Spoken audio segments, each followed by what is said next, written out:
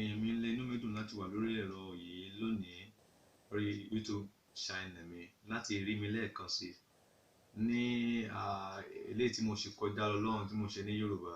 Inú mi dùn pé ọ̀pọ̀ èèyàn tó wò, inú mi dùn pé wọ́n á rí ẹni tí ó darapọ̀ wá nínú wọn. Báyìí lẹ́ẹ̀kejì mo tún fẹ́ ṣe eléyìí gẹ́gẹ́ bí personally fún àwọn èèyàn mi nílẹ̀ Yorùbá kó tó jèrè wípé TBC ó wà fún gbogbo ènìyàn ní àgbáyé àti pàápàá bàbárí rẹ̀ tán tún wá ṣe lẹ́nu ọjọ́ mẹ́ta ẹni wípé wọ́n tún wá dá orúkọ ìfowówọlé lóòrèkóòrè fún ọmọ ẹgbẹ́ wọn tí ń ṣe cash center. Inú mi dùn lọ́pọ̀lọpọ̀ láti jẹ́ kí ẹ mọ̀ nípa cash center lénìí. Mo dẹ̀ máa tún sọ fún yín pé cash center ó jẹ́ ibi tí ó tó wuyì tó dára. Ibi tó wá ti fill fọ́ọ̀mù ìwọ tó jẹ́ ọmọ ẹgbẹ́ wa tẹ́lẹ̀ tó ti fill fọ́ọ̀mù cash center. Má fill original address ẹ síbẹ̀. Fill kan míì síbẹ̀, o lè fill nearby hotel or nearby restaurants síbẹ̀ ibi orúkọ ibi tí wọ́n ti lè jẹ oúnjẹ àbí orúkọ ilé ìtura tó jẹ́ pé ó súnmọ́ bẹ̀ àbí o tún lè kọ àdírẹ́sì ìlú mìíràn, ìlú kejì àbí ìlú kẹta sí ẹ tó lè pàdé oníbàárà rẹ nítorí pé inú jùn ju ọ̀run lọ. Wọ́n ní pé fi ọ̀rẹ́ wọ̀n mí kí n mọ orí èèyàn tí o jẹ́. Bẹ́ẹ̀ ni ayé wà báyìí. Torí ẹni tó rí ẹ torí pé ìwọ o ti da billionaire torí pé billionaire ni torí millionaire torí pé o ní àìníye coin nínú wallet ẹ o mọ orúkọ kan tó lè bá wá. Ṣùgbọ́n fún ààbò tó dájú ní admin ṣe sọ wípé wà á kọ address tó máa fẹ́ má jẹ́ address ilé rẹ àbí tó ń gbé àbí orúkọ ilé iṣẹ́ rẹ. Please mo bẹ̀ ọ́ ṣe èyí. Èkejì tó tún dàbí tiẹ̀ ni pé wà á tún jẹ́ olóòótọ́ nígbà tó bá ti register for cash center. Kì í ṣe pé wà á gbowó tí ò ní lè san ọjà fún ẹni tí ó wá rajà lọ́wọ́ rẹ̀ àti ẹni tí ó rán sí ẹ gẹ́gẹ́ bí seller tó ní buyer tó send seller sí ẹ tó send buyer sí ẹ ìwọ kábí cash center. Jẹ́ olóòótọ́ láàrin yàrá pé láìpẹ́ láìjìnà gbogbo ohun tí à ń lé yìí kó lè jẹ́ kí ohun tí àwọn admin wọ́n ṣe fún wa kó lè ṣe déédéé kó lè jẹ́ ká mọ̀ pé àwa tí a wà nínú ẹgbẹ́ oríkò TBC tí a wà nínú okòwò yìí wípé à ń ṣe nǹkan tó dára. Ìyẹn ara ẹ̀. Eléyìí tó tún jọ bí tirẹ̀ ni pé nígbà tó bá ti ń ṣe èyí tó bá ti rí bóyá orí ẹni tó fẹ́ gbọ́n ju admin àbí tó fẹ́ gbọ́n ju ìwọ lọ pé bóyá ó fẹ́ gbọ́n àrùkọ́rí láti gba ọjà lọ àbí tó fẹ́ sanwó fún ọ o lè report ẹ̀ o lè mú ẹ̀dà ohun tí ó sọ láàrin pẹ̀lú ìwọ rẹ̀ the same conversation between you and the seller or buyers o lè mú kó lọ gbé sí abuse desk table ní under menu tó wà ní back office wa clinical back office. Ara wọn yìí ni àǹfààní tó wà ńbẹ̀.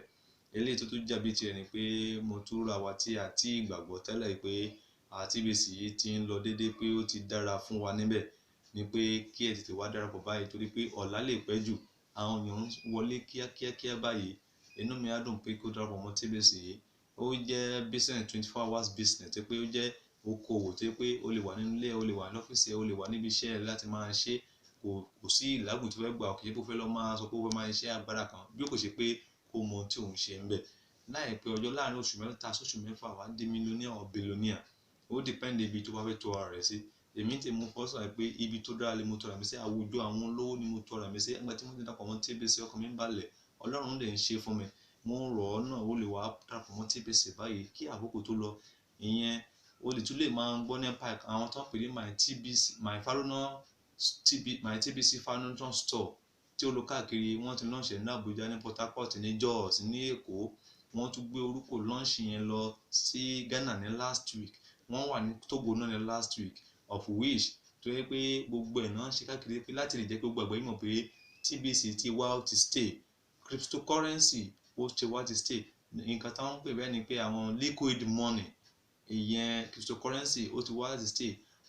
Lórí àwọn òṣùwọ̀n tí wọ́n gbé Bitcoin àti TBC lẹ́nu ọjọ́ mẹ́ta yìí lórí ẹ̀rọ ayélujára a rí pé TBC ti jù ú lọ ní àìmọye ọ̀nà.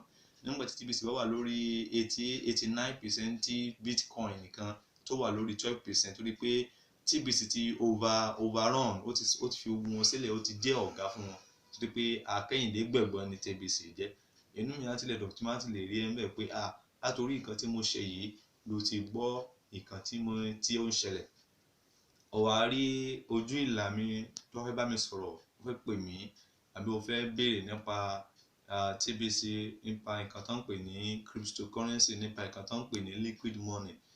Mo jẹ́ kan olùtajà cryptocurrency ni mí, mo lè jẹ́ ẹni tí ó ṣe fọkàn tán, mo ti jẹ́ ẹni tí ó tún lè ṣàlàyé fún ọ dáadáa nípa nǹkan tó ń pè ní cryptocurrency or tó ń pè ní TBC, because nítorí pé èmi jẹ́ kan lára àwọn tí ó jẹ́ aṣojú fún wọn lórí ẹ̀rọ ayélujára láti bá wọn polówó ọjà wọn, àti pé mo jẹ́ kan lára àwọn billionaire tí wọ́n sọ lọ́wọ́ tó sì ń ṣe ẹ̀rọ. Má ṣe rò pé ta ni yìí kíní kan kíní, ìwọ ti rò ó sí, ó ti kọjá ibi tí ìwọ rò láti ẹ̀yìn wá, torí pé Ọlọ́run ti fi ọ̀nà ìwọ̀n fún àwọn kan láti jẹ́ kí àwa tí a léèyàn tí a mọ̀ yàn láti dìde wá sí iwájú láti sọ pé báyìí ni owó tí ó jẹ́.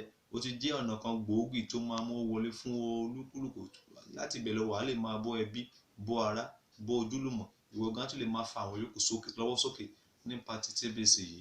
Ó jẹ́ nǹkan tó dára jù gan. Nípa ti èyí, mo dúpẹ́ lọ́wọ́ Faluna Store tó mú kí ìpinnu àwọn TBC admin, TBC leaders kó wá sí ìmúṣẹ kíákíá, torí pé àwọn èèyàn sọ pé irọ́ ni ọ̀nà wọn fẹ́ gbà. But báyìí ìwọ tó bá ń gbọ́, tó bá wà current dáadáa, tó bá jẹ́ pé ojú ẹ̀ tẹ́lẹ̀ etí ẹ̀ tẹ́lẹ̀ tó kù wá tó máa ń gbọ́ nípa TBC Faluna Store, wípé ilé ìdí pé gbogbo ohun tó bá ní, ohun tó ọjà tó ní síbẹ̀, àwọn bonuses tó ní, wọ́n convert ní November sí ọjà Pringles fún wọn láti lọ ra nǹkan tó wù ẹ́ wá sí ilé rẹ̀. Nípa tó ń jẹ, ṣé ní ti aṣọ ni, ṣé níbi ti bàtà ni, ṣé níbi tí o fẹ́ ra ọkọ̀ ni, àbí o fẹ́ ra estate, àbí o fẹ́ ra ilé, àbí o fẹ́ ra ilẹ̀ sí any country, any state ní kò sí ìpínlẹ̀ tó fẹ́ ra kan sí ní orílẹ̀-èdè tí ò ti rí rà báyìí láti fi coin rà. Bẹ́ẹ̀ ni mo sọ fún ẹ, lọ Google ẹ̀ kó lọ search fún, wà á rí pé TBC is the greatest one. TBC òun ló jẹ́ ọ̀gá fún gbogbo